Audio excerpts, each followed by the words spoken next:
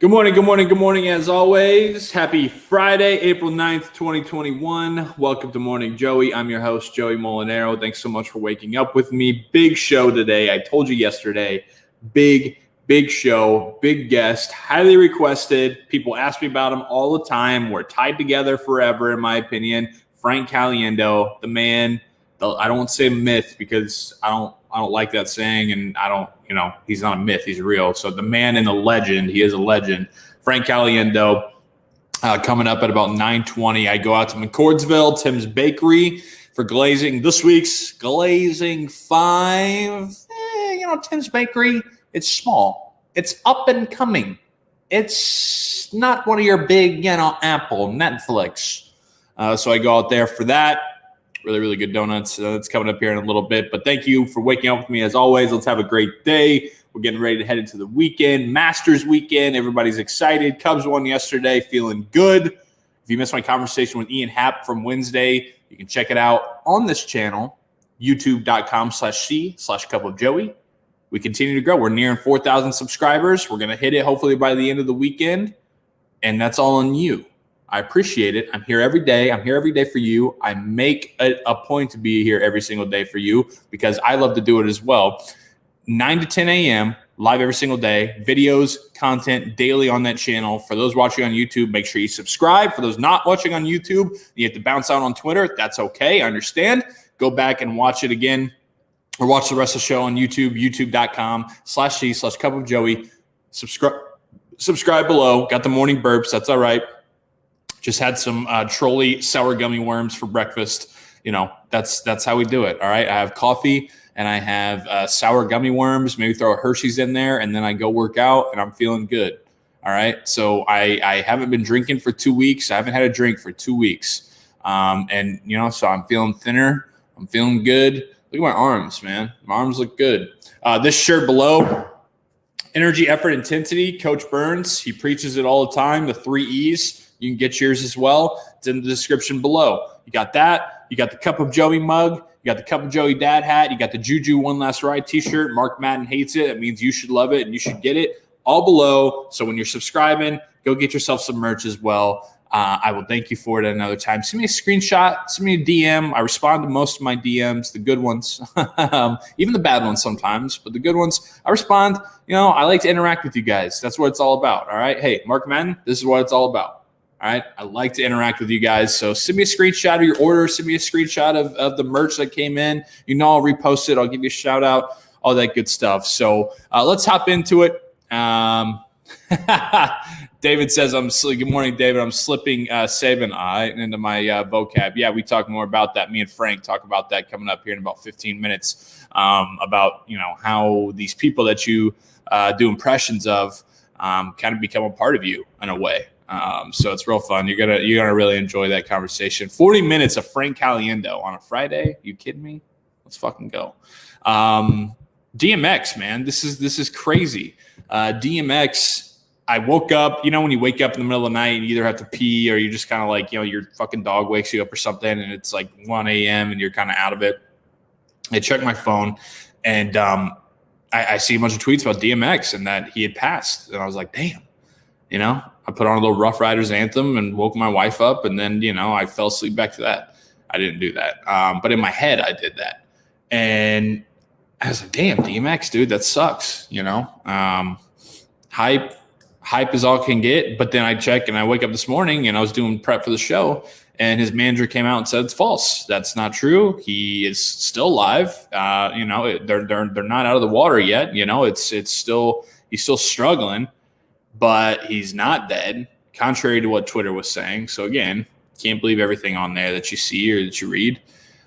So, apparently, his manager's like, look, we still got work to do. Stop spreading these false rumors. He hasn't passed away.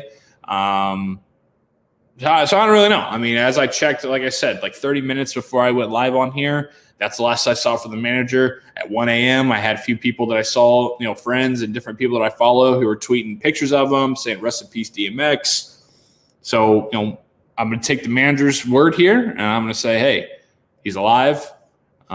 He's got some work to do, it sounds like, but he's alive. That's good.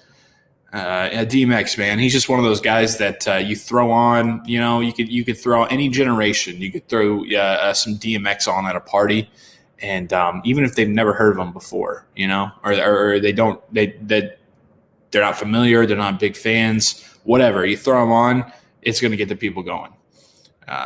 You know, they didn't call it anthems for a reason. You know, for no reason. You know, that shit was the shit of his was some anthems. So yeah, dude, just, you know, T's and P's, hoping that he pulls through. It's like I hold this weird vendetta against not against DMX, but one of his songs, because so when I was in high school, my the class that was I graduated in 2012 from high school, and so the class that was 2 years ahead of me, they were a class of 2010, class of 10, and you know, I had a lot of buddies. I still have a lot of buddies who were in that class and who I keep in touch with and talk to on a pretty regular basis. They were kind of like, you know, when you have the class that's like 2 years, 3 years ahead of you or whatever, but like they're kind of, you have that weird relationship where they're kind of like older brothers to you, and like they welcome you in, but at the same time they give you a lot of shit and everything. One of those. But since they were a class of 10, they used DMX's X gonna give it to you. They're gonna give it to you. X gonna give it to you. They use that as like their anthem, you know, so at pep rallies and shit, and like on Facebook statuses back in that time, because that's what they would use in like 2009 or 2010 was Facebook statuses to like put up, you know, what they're feeling or music lyrics or whatever. And so at pep rallies, you know, they would somehow, at a Catholic school, you know, in the south side of Indianapolis, somehow they're allowed to like blare DMX. I don't know.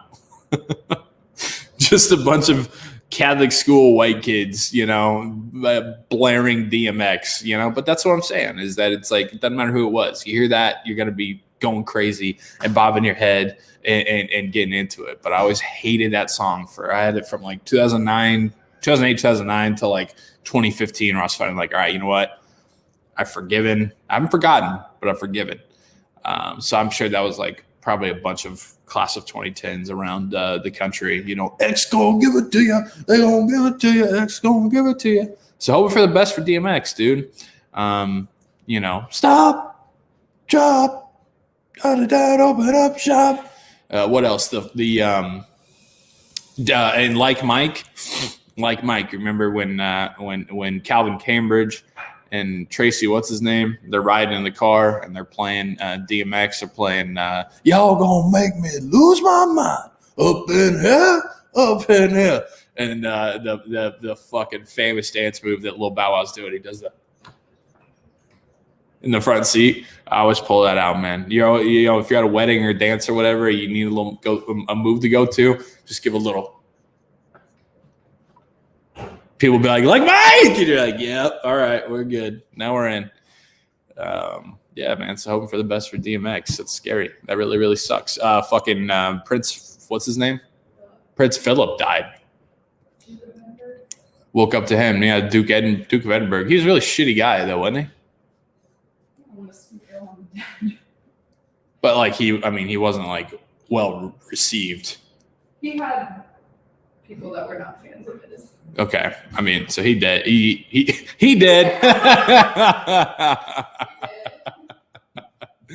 He did.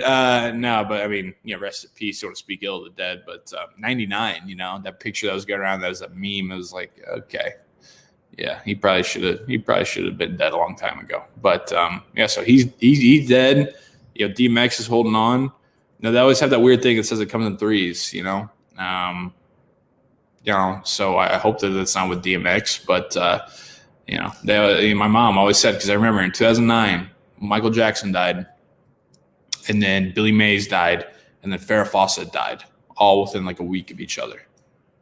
And when Michael Jackson died, you know, you can look into that. You can go in some crazy conspiracy theories on the internet to see that you know, he's still alive and everything. But anyways, he died. Billy Mays, the wiper guy, died, and then Farrah Fawcett. And my mom was like, "They always come in threes." And I was like, "What?" She's like, "Yeah, when somebody, you know, prominent or some famous person dies, then they always go in threes." And I was like, "Oh shit, yeah, now I notice that more every time that somebody, Prince of what's his name dies. I'm kind of like looking out. I'm like, all right, who's going to be the next two? It's interesting. You should look into it a little bit more. All right, let's get into it. Went out to Tim's Bakery, McCordsville, Indiana.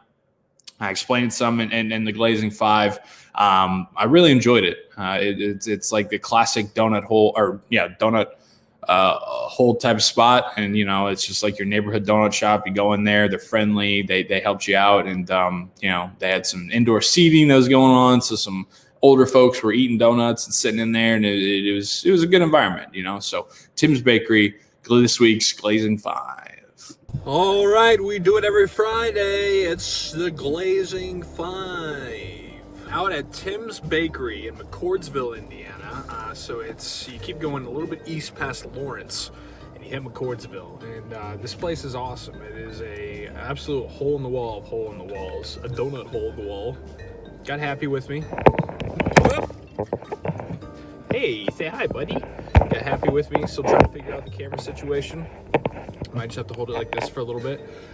Don't have a camera person today, but seriously, you come up on it and you barely even know that it just has a Fresh Donut sign in the window, it has the open sign, and it's got the Tim's Bakery sign that's just out on the road. Barely any parking lot, so you're coming in, you're like, all right, this is probably going to be really good because it is just hometown is all hometown can get. So Tim's Bakery in McCordsville for this week's Glazing 5. I got happy with me. Let me find, so the packaging comes, they just put them in bags. All right, so they don't have the white box, but they got the white bags, and they put them. I got half a dozen, but they separately they put them. You all right, bud?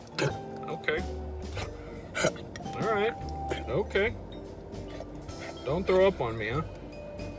Okay. They put them in the white bags, which I thought was kind of interesting. So I got 6 because that's easiest. You know the deal. Let's find this blueberry cake. What the hell is it? I think they gave me a dozen. I'm confused. Here it is. All right. Blueberry cake. It doesn't look like your typical blueberry cake. It looks just like a regular cake donut, but he said it was blueberry. I can see maybe a little bit on the icing, but here we go. Glazing 5, Tim's Bakery.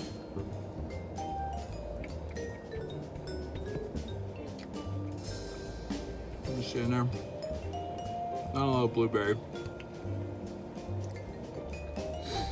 It tastes more like a poppy seed feel. They went less on the blueberry and more on the cake. Still good. Nope, you don't need one of those. You don't need one of those. You don't need one of those. Thank you. You don't need one of those.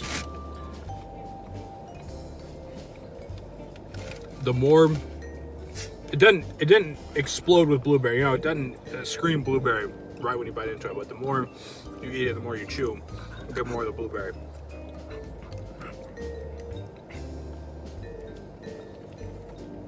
It was good.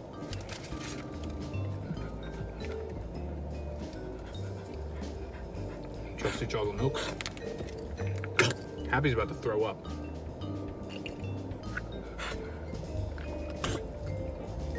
Bud. Now, I will give credit. I walk in, I say, first timer here. And the nice young dude behind the counter is like, oh, welcome. I was like, yeah, thanks. He's like, here, have a sample. So he gave me a sample of like a yeast donut hole, and it was really, really good. So kudos to him for giving the sample and welcoming me that way. I appreciated that. So customer service, great at Tim's. But then the plain yeast, he gave me a donut hole of it, and this thing, I mean, just the yeast donut of all yeast donuts. Nice and thick, right? You got the glazed right there. The yeast is giving me the classic Krispy Kreme, but this is the original. You know, this is like when you're shopping local, or when you go into a not like a B-Dubs, but you go to like the little hole in the wing place, and their wings are fucking incredible. This is what this is kind of screaming to me. So it's like much better than your chain commercialized Krispy Kreme, but it's still that same kind of like, it's warm, it melts in your mouth, and it's super tasty.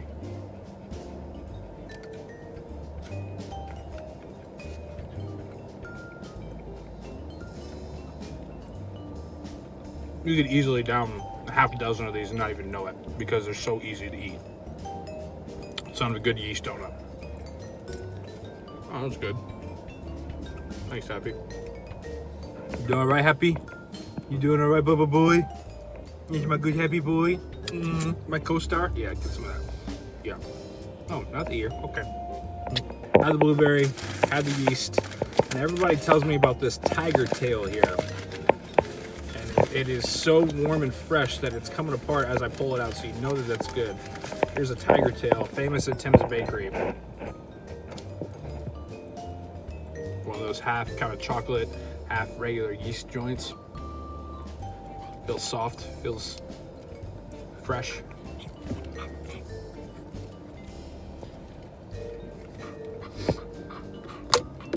It's got the twist, and Happy got the chocolate milk lid off.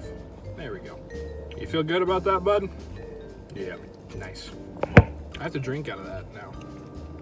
Tiger tail, super good. Not as good as the plain yeast. That plain yeast was unreal. I didn't even order a dozen. The guy misheard me, so he gave me 6 yeast, and then I got like 3 or 4 other donuts. But I'm glad about it because the yeast was so good. Long's yeast have typically been my favorite, so I grew up on it. Had it last week, and I gave that a 5 out of 5. 5.5 out of 5 because it's near and dear to me and it never fails. But these plain yeast from Tim's were better than the Longs. And it's just slight on Longs, I love them. But the batch that I got at Tim's were more fresh, they were hot, and again, they had that like melt in your mouth quality that you love. Very, very good. Blueberry cake, a little underwhelming for me. Wasn't necessarily, when I want blueberry cake, I want it to be so full of blueberry and so cakey that it's like crunchy almost. And the donut was good. The blueberry cake was good from here, don't get me wrong, but I'm talking last week at Long's. Like, you could see how blue it was inside. That's how I need my blueberry cake. So Tim's Bakery, McCordsville, I'm gonna go 4.3 out of 5. Yeast, one of the best I've ever had. Tiger tail, up to par. Blueberry cake, a little underwhelming, but still super, super good. Customer service was great. I got a sample. They welcomed me in perfectly. They had a fridge full of chocolate milk and orange juice, everything like that. And I got to get this one out of here because he's gonna start puking. That's this week's Glazing 5.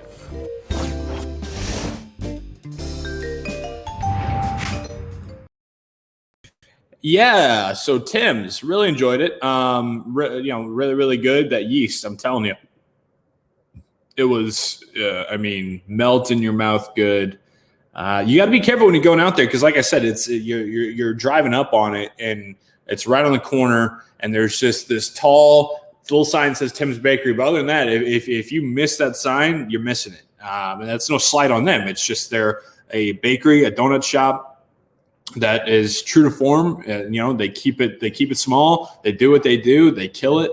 And look at Happy just pushing the table. Because he's stretching. That's great. I didn't give it Happy any donuts because I don't want to start already. He's still a baby. He's still a pup. He's only like 4 months old. If I start getting him donuts now, and then he's only gonna live to be like 8, and I'll be super sad, right? Like I don't want that. So I want my boy to be a healthy boy. And so I'm not going to give him any donuts. But Tim's Bakery, really enjoyed it. I suggest you go out there and check it out. If you're heading a little bit east, not southeast, but just east out past Lawrence into McCordsville, and get yourself some goods from Tim's Bakery. All right. People ask me about this guy all the time. It's something where I feel like we're tied together now since I've come up in the media world. But Frank Caliendo, mentor of mine, friend of mine, what a great conversation with him. I had him for 40 minutes and we just had a lot of fun together. And so I hope you enjoy it as well. Here he is, Frank Caliendo. Frank Caliendo, my guy. Good to talk. How you doing? I'm above average, above sea level, just making it rock. Hey, before we get started, when did the hair start? When did you? I'm sure you've talked about this on your show, but I haven't talked to you about it. And I figured now is I don't know why now is the time, but what happened to you? You see those old videos of young Joey Molinaro, and you're clean. I mean, I'm not that you're not clean cut anymore, but you were clean cut. You're nerdy. And I don't know if I mean that in a negative. I kind of mean it in a negative way, but not really. But it's just such a drastic change. Is this who you always? Why did I turn it into my podcast? Is this who you have always been and wanted to be and just couldn't because of corporate America? Or I mean, a little bit, yes and no. Like, so I got married in September of 2019, right? And I was clean cut, and I didn't have any tattoos, and I got my hair cut again in October of 2019. And then like a month later, I was at this bar with my wife and a couple of her friends. And it was like a honky tonk, like it's called Duke's. And so it's just like this like honky tonk hole in the wall kind of bar where they play like classic country music and whatever. Anyways, there was a bunch of dudes there that were wearing like it was November in Indy, so they're wearing like the beanie, like sock cap hats, and they had long hair like this that was hanging out of it, and they had a bunch of tattoos. And I was like, I told my wife Riley, I was like, that looks really cool. I was like, I've never let my hair get I was like, I've never let my hair get that long. I always wimp out and get it cut. And so I was like, let's just do it. I'm just gonna grow it out. And so October 2019 is the last time I got my hair cut, and now I've added all of this. I didn't realize you're tatted up too. You mentioned that you weren't tatted up. I'm not a tattoo guy. I've never been. I don't know what it is, and I don't care if somebody else does. It's a generational thing. Is it? Because I really don't care if somebody does. It's just not my. My wife has one tattoo. She calls it her sticker. So that's what she always told the kids. It was a sticker. Nice. It was just above the pant, or just below the pant line on the back side. I'm keeping it clean. But the kids would always see it, and she said, "Oh, that's a sticker." And the kids, until they were like 12 or something, believed her. But it was I was never into tattoos. I always thought it took away from the human form, I guess, which is stupid. But I don't like plastic surgery and stuff. That's why I let myself be fat too. And I'm aging. No, so you look fit. I'm fitter than I had been, but it's also this. Your camera's slimming, and your look is kind of relief pitcher-ish, like Major League Baseball relief pitcher. Sure. Maybe not Wild Thing, but you have your own song that plays as you come from the outfield. Halfway in a golf cart. The rest are like, no, I'll do this myself, kind of thing. And what would be your song? What would be your song you'd come out to? Lean on Me. Just soft. Give everybody. No, probably. I don't know. I should have gone with Dexy's Midnight Runners. Come on, Eileen. I don't know. I'm not a music. That's a good one, though.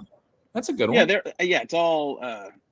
I like odd 80s music. That's more my kind of thing. But I know nothing about real music. People have always made fun of me. The Bob and Tom Show, nationally syndicated out of Indianapolis. Tom Griswold, the main host, would always laugh at me because he's like, "What concerts have you been to?" I'm like, "The Wiggles." It's for my kids. I've never really. I don't like being in groups of people. I've never liked to be in large groups. So, that's people are always. My family's always amazed I ever became a comedian in any way, shape, or form, because I was always quiet as a kid. I'm a huge loner. I'd rather be playing Legos in my room as a kid, watching sitcoms. But this is old for you, but Different Strokes, those types of 80s sitcoms were anything with a Alan Thicke written sitcom theme is probably something. Well, hey, Mike, is that great? Okay, Mike. Now we're getting more into the psychology and kind of the Stern era here, because it's like you became a comedian then probably because you were on stage, you can control it. right? You felt comfortable up there because everybody was paying attention to you, and then that's why you did the comedy and the impression and everything like that. I liked the money I could make. Honestly, it was more that than anything. When I was a kid, I played AU baseball. AU All-American twice, 14 under, 17 under, national champions in Urbandale, Iowa. I still have the pro trophy. It's probably around here. It might actually be. So were you? Hold on, I'm telling you about my trophy. Sorry, the team trophy that I took. It's my interview style. Yeah, I know, and I'm busting it. But I used to at the, when you go into the hotels and stuff like that, you're staying at the Road Star Inn, La Crosse, Wisconsin, for the Stars of Tomorrow tournament. I would be the guy in the hotel lobby, and I didn't do any impressions at the time. I think maybe of people, of my friends, but not like famous people. But I would do all that kind of stuff and kind of hold court in the lobby of the hotel. And now I do none of that. Like, I have no interest. I was with a couple times. I was even in Arizona, like at a festival kind of thing. And Steve Keim is just, general manager of the Arizona Cardinals. Yeah. And he was just hanging out. He was there with his family, and we just crossed paths or something like that. And he's like, you just walk around? I go, if you don't draw attention to yourself, nobody cares. And, people used to me with a gray wig on or something like that, a suit and a tie on, halfway undone. I'm 5'6". People expect me to be 6'5" if they do know who I am. Yeah. And I was just like, I really don't. Whatever. If I lived my life like that, I'd feel like I was just a jackass. So I just go and do whatever. So do you, now that your kids are getting older, back to the tattoos, are you the strict dad of no tattoo, or kind of let them feel it out as they get to become an adult? Neither of my kids has any interest in something like that. So I don't even have to worry about it, to be honest with you. I would rather they didn't before they were 18. I'd rather they just, because a lot of people get the tattoo and then, wish they hadn't. I have a little bit of that tattoo remorse. Sure. But I wouldn't, tell my kid I'm taking their college funds away from them or anything like that. It's not like that. I don't get it, to be honest with you. But some people will be like, they don't get a lot of things I do. So either way, it's not like I'm judging. It's just what I like versus what somebody else likes. Yeah, like I said, it's definitely generational. My grandma gave me the whole, why are you defacing God's, picture that he painted of you? And then my mom was, every one that I've gotten, my mom has kind of come down a notch. When I first got one, she was like, and then by the one that I just got of the Millennium Falcon, she was just like, looks good. And I'm so I just kept going until she didn't care. How many parsecs does it take? 12. Okay. Yeah. Are you a Star Wars guy? Not really. I know little bits. I like Star Wars. Don't get mad at me. Don't start to judge.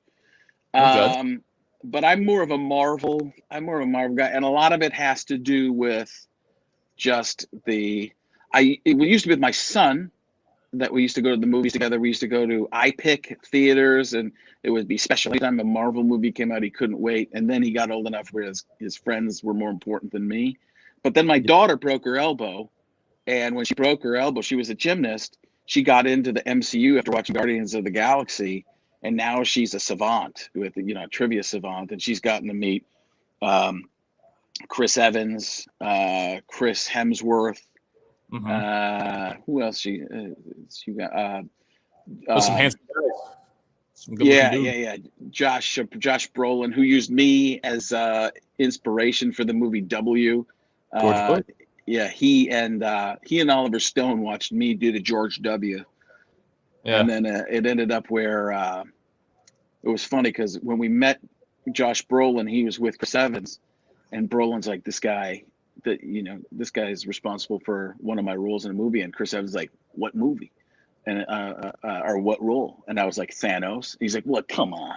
And I was like, no, it was George W. Bush. And he's like, wait a second, who are you?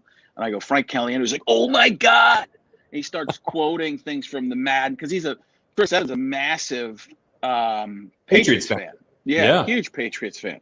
So he even took in for one. I don't know if it was Civil War or what, but what my daughter would know. But he brought like the Patriots to an opening to the red carpet of one of the Marvel movies. So he's hitting me and smashing. I'm like, relax, you get the super soldier serum. He's just smashing me. And, Thanos, like, Brolin is just asking my daughter about her arm because she looks like Bucky, though she looks like a Winter Soldier with that thing on. Because you go to a Comic-Con, we were at a Comic-Con, and people think it's a costume, like a bad costume, but they think it's, Oh, she's cosplaying somebody with her cast? Yeah, but it wasn't a cast. It was like a mechanical. You know when people get like a. It had the I call it the Sean. Yeah, I call it the Sean Elliott because that's the time when I destroyed my ACL. But it's that kind of brace, effectively that it was, and people thought it was just a a cosplay thing, but it was actually no. She just had surgery a couple days before, so right. It ended up being like great because then Evan sees me later, like, hey, Frank, and I just like, that was awesome. Like, what was so great? He's like, he didn't have to talk to you that time. He wanted to talk to you. I was like, okay. Well, me and Cap go way back, but also here, it's your it was on her 13th birthday. I'm like, your 13th birthday, it's all downhill from here because I don't know if Brie Larson knows anything about Fox Sports or ESPN. Yeah, you're kind of setting yourself up for failure there. The one 100%. good tweet. How you're like, how do you fucking top that? Yeah, it's like it's like when you get your engagement ring for your wife or anything, you can't, first wedding anniversary, the present can't be too good because you're setting up the rest of your life for failure. And that's, I have a 13-year-old daughter that thinks I'm friends with Captain America, and she'll realize I have no friends whatsoever. That's a tough fall off for you. Yeah. That was good for Evans. He always seems like he's he just seems like the high school jock that is always super cool and kind of inquisitive. And it seems like when Chris Evans talks, his eyebrows always kind of like he finishes his words almost like a high school girl would, where everything's a question, but he does it in like a cool way. You know what I mean? Well, I always go to the Endgame speech where it's like 5 years ago, we lost, all of us. We lost friends. We lost family. We lost a part of ourselves. Today, we have a chance to take it all back. You know your teams. You know your missions. Get the stones. Get them back. One round trip each. So it's like he is, and then that's when Rocket's like, he's pretty good at that. That's that. So now that I've had this, I've been working at Barstool for a year, and I've had these instances where, much like you've had to deal with for 25 years, probably 20 years at least, of when you're out and about and people want to come up and ask for impressions and things like that. I've had these experiences now, probably not to your level, but what was the point where you're just like, man, I'm so sick of doing John Madden, man, I'm so sick of people. Did you ever reach that where you're just like, oh no, I don't care. Because Target. That's way better than, dude, you suck. That's what I think it is.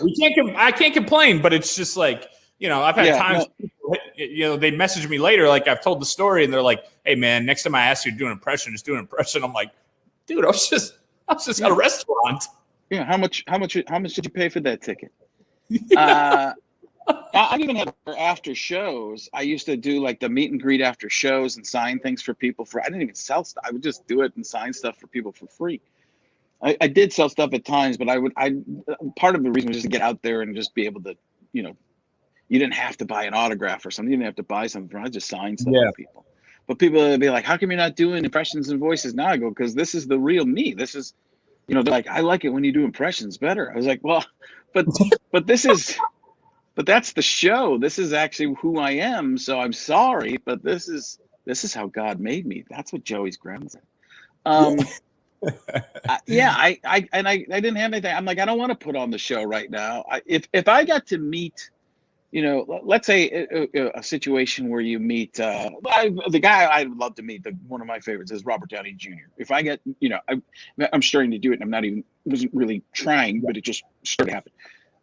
But if I got to meet Robert Downey Jr., I wouldn't want him to be on and be, making quips. I'd rather him just be relaxing and just get to see the real person who's not. Same with Robin Williams when he was alive.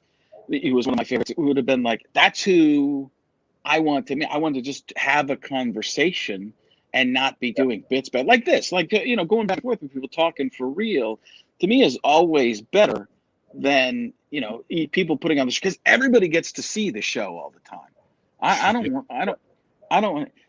And this is kind of a similar thing. I'm sorry for all the name drops. This is just the coolest stuff that's happened to me, and it makes sense. Oh, I love it.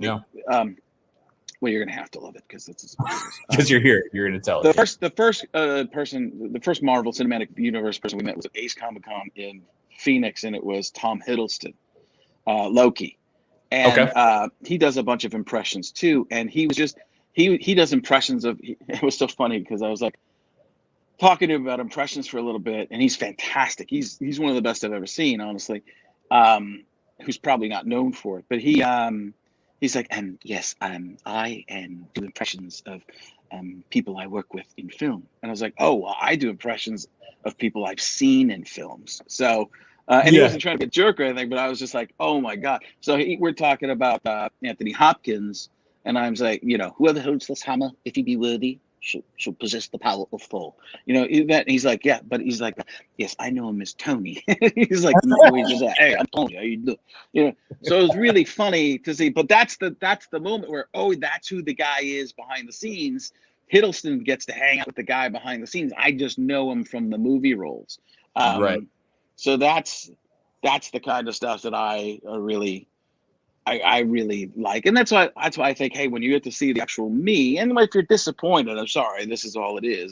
Nothing I can do about it. I mean, I didn't even do impressions till college, probably. So no, and that's like, for because we're recording this on Thursday, come out on Friday tomorrow, and people are going to be very excited because you besides like Nick Saban, you are the most person I get asked about.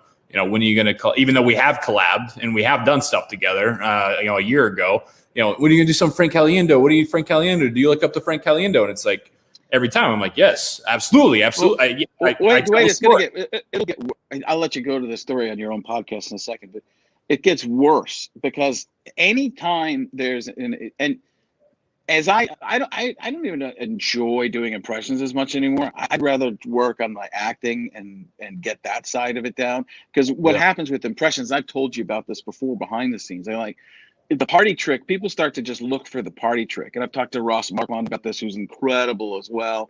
And he's on Walking Dead. He plays Aaron on Walking Dead. But it's one of those things where when you do an impression, people can't wait to see the next party trick. And it actually takes away from other things you can do.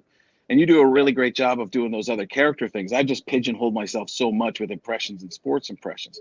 But I don't even enjoy the impressions that much because to me, it's the same thing. But anytime to get back to the point, anytime somebody does an impression, I get tagged in it. When there's a great impression, and Joe Gaudette's another guy who's really great too. There's, I'm trying to think of a couple other people. But they're quite Josh Robert Thompson, who does the greatest. I do a good Morgan Freeman. Josh Robert Thompson is Morgan Freeman. You actually hooked me up with him, and I did that Shark Tank skit, and he was phenomenal. Yeah, but his voice. Nicky Smiggs. I know you linked up with him. Good. Yeah. He's a younger guy. He's good. I always look for people that have something super original. So I did about the time you were coming up, I had done on my podcast. I did a little bit of Saban. Mine starts to sound more like Hank Hill, and Coach O. We were doing some Coach O stuff, and then you started doing it. And I was like, and Holmberg, who does a podcast with me, which we just finally started doing again. We cut it out for a while, but when I hear an impression that's like the elite impression of a person, I go, well, unless I have my own interesting take, I'm just not even going to do it unless it's one word or something like that. But I have no interest in going, that's like with you, with the Coach O and Saban. There's Elon Gold has a couple that are like that. There's certain people I just go, well, it's unless you have your own thing to add, it's not even worth.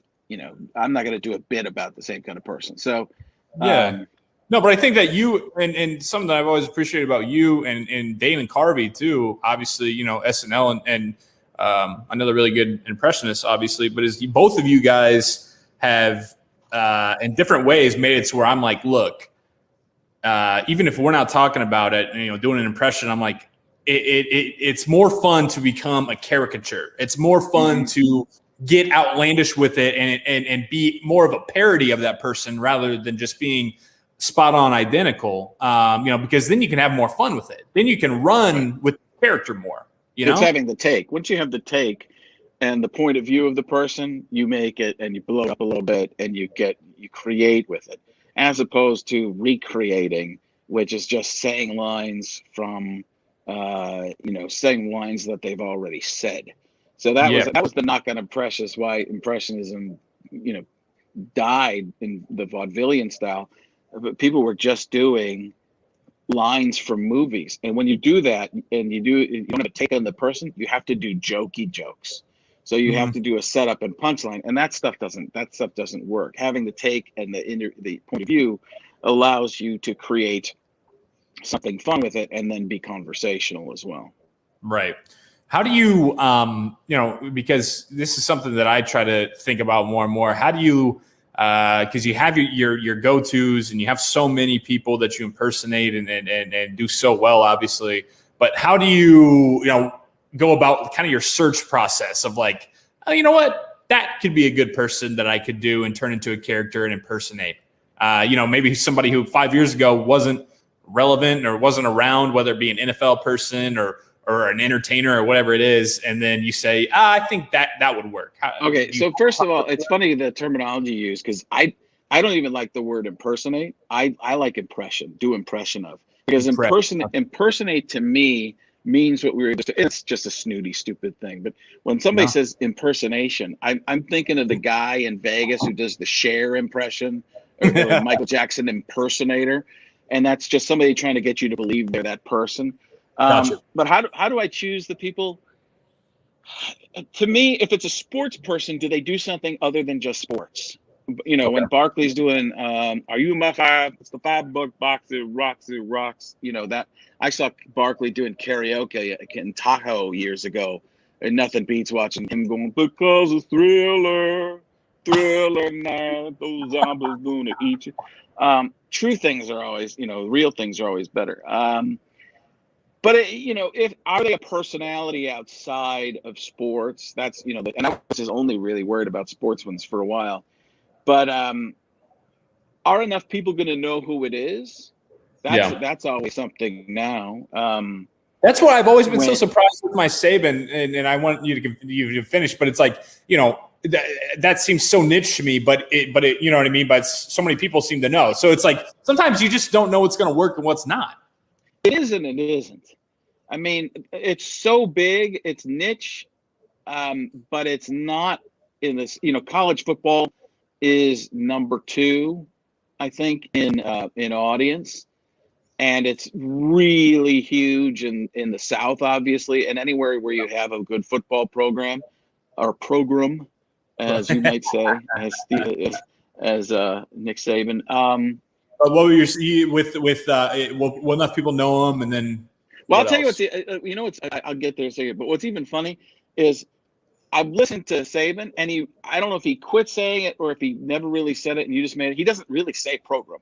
That's one of those funny things. He doesn't do it now, which is something that everybody in their head, that's a Joey Molinaro creation. And that's one of those things, even if he said it a couple times, but he'll say program. He'll even draw it out sometimes, but I can't unhear program. So to me, that's funny. I don't, maybe just like a couple of the first ones when I was first nailing, as one of the things that I just picked up on. And it fits. And spoke. I don't know. and if somebody else did program, I'd be like, you're just doing Joey Bertolami. That's my wife's cousin. You're just doing Joey Molinaro doing it. You're not, that's like doing George H.W. Bush and going, not gonna do it. No, that's Dana Carvey doing it. He never said that. Were you with Kuiper, Todd? That's why I was like, I never wanted to, because that's you. Yeah, and that even came. Originally, it was going to be McShay, and then we started going Todd. And I was talking to my producer at the time, Luis Aldea, and he's like, I think he says the name all the time. He says his name, And I was like, McShay. And then we kind of both at the same time realized it was Todd, and the hard D was funnier. And then it just started out as Todd, because he's constantly interrupting. No, we did a situation where they did Todd, and they're with Todd McShay talking about what kind of coffee you're going to drink. Oh, it's hard, core roasted, tremendous job. Look at the situation. So his face is my favorite. His on camera, yeah, he's always disagreeing. It was almost when I first started there, it was like just he starts disagreeing. We did a sketch where McShay like says the stats. He's 6'5", 240, and I'm doing this as Kuiper. He's like, what? He's like, Mel, how can you disagree? I'm giving stats. You're looking at this totally incorrectly. It's looking at the situation.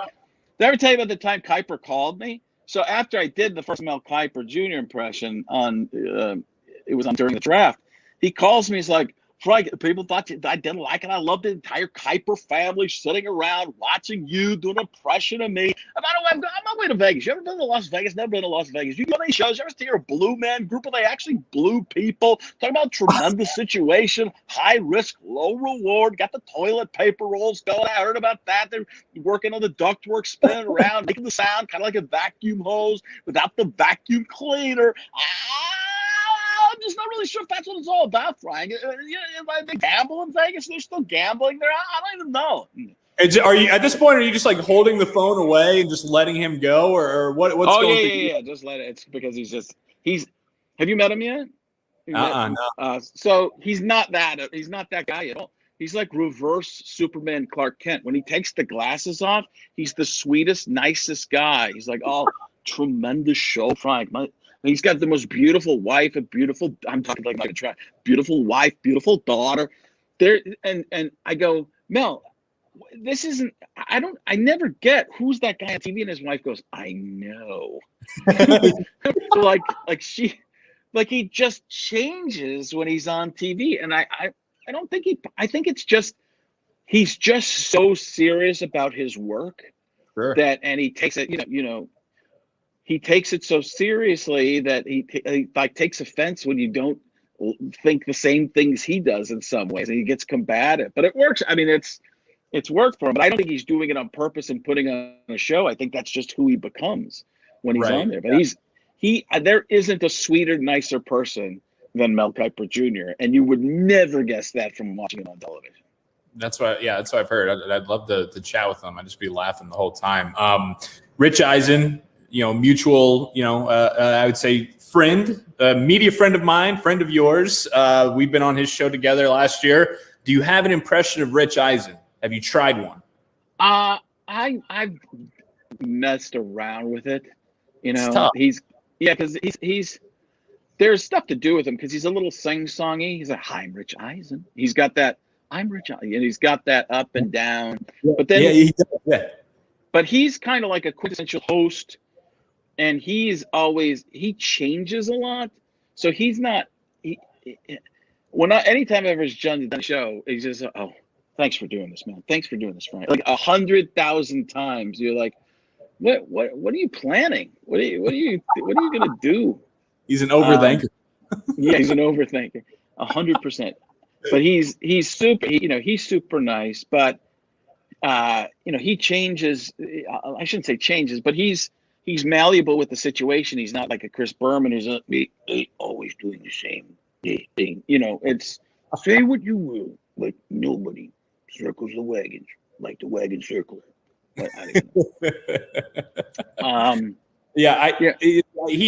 There's a few of those things, like you said, his cadence and his like rhythm, and he gets into, I like you said, sing song. He gets into like game show host, or like a little bit, yeah. He's the host, so he kind of plays it up. You know what I mean? I'm Rich. That's Mike Irvin, and I'm Rich Eisen. It's very much like that. I mean, that's not how he sounds, but his cadence is very and he's got it's the beats in each one. Like he'll just put phrases together. So each phrase as he walks down, that's actually a little too slow. But it's that I don't have it to muscle memory. So I would just think about like on game day, when their pregame show, when like they're cutting away and it's in Pittsburgh, and it's as they're walking behind the scenes. There's Minka Fitzpatrick and his Steelers looking. Like he yeah, that's exactly. You can look for him. He in those, he's looking for what to say because there really isn't anything to say. So it's a lot of filler there. And the great thing about Rich is he 100% knows it's filler. He's not like a host who's cheesy, trying to put some cheesy filler in there. Right. He's not like a cheese combo chachi. He's he knows he's vamping. He knows he's just filling some time. Right. Which is the stuff that's Rich is in on the joke that he's a host. He gets that sounds like a negative, but yeah, he doesn't take himself way too seriously. That's the key. Some people, especially in sports, take themselves hugely seriously, and you're going, oh, come on, relax. Yeah, no, exactly. Take a step back. What's your relationship like with Adam Sandler? Do you have one? Have you guys met? I only met Adam Sandler. Nick Swartzen took me up to meet him. It was at the Super Bowl in Arizona years ago, and I don't like to bother people, but Swartzen brought me over there, and I talked to Sandler for a second. He said, "Hey, how you doing, man? That's pretty good. I saw you on the Tonight Show the other day. Nice job, right?" And I was like, "Oh, thanks, man." I was like, I was on cloud nine. I'm like, Adam Sandler telling me I'm funny, and that's a cool thing. And then I'll walk over, and there's Jennifer Aniston. She goes, I heard Adam talking with you about are you in entertainment? It's like, yeah, I'm a comedian. Never heard of you. She didn't do it like a mean way. I was like, oh God. I just went from Adam Sandler thinking I'm great to see I feel really bad for you there, Frank. One, I don't feel bad for you because Sandler's like my idol, so that's fucking amazing that you got to meet him and he said that about you. But two, that happens to me in lowly old Indianapolis, where I'll be like at a restaurant or at a bar on a weekend, and some guys will come up, "Hey man, like good to see you. I love the Saban, whatever, cool." And then like the girls they're with, they've had a few drinks and they'll be like, "They know who you are. I don't know who you are. Who are you?" But they know, but I don't know who you are. And I'm like, all right, I'm Joey. Just good to see you. But that's like Jennifer Aniston. That's like 10,000 times on steroids. What happened to you? So I actually talk about that in my act sometimes because I'll be like, all the guys are like, "This is awesome," and all of them like, "Who is he again?" I don't. Kind of. My wife didn't even know. My wife, when I met my wife, was at the Cleveland Improv. She's in the front row, not laughing at anything I did, and she didn't know any of the impressions. She felt bad for me. I'm like, "Oh, I'm making good money, so don't feel too bad." Then you put the moves on. You sweet talked her. You Caliendo or sweet talked her. Yeah, that's exactly what it was.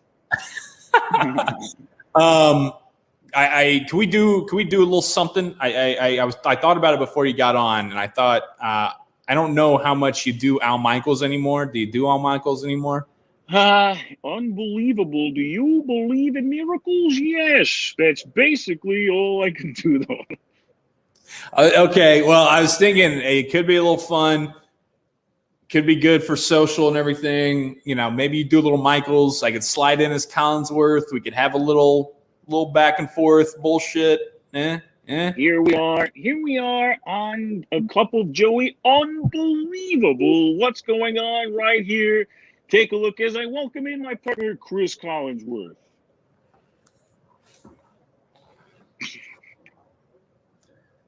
Boy, the conversation we've all been waiting for, right? Frank Caliendo and Joey Molinaro, two guys who a lot of dudes know and none of the girls care. They do some wacky voices. They do, Al, but I tell you, it is a conversation I have been waiting for. There is no doubt about it. And it really is. We move forward to understanding what it is we're about to find out. That was a sentence that just fell apart on itself, and slowly but surely, I'm turning into Kermit the Frog. That was perfect. That was perfect. Thank you for cooperating listen, and no, being a just good listen, sport, my you know, friend. just listen. I was just talking to, trying to figure out this kind of thing. Is this the Belichick mumble? Just wondering if Nick Saban was on his way.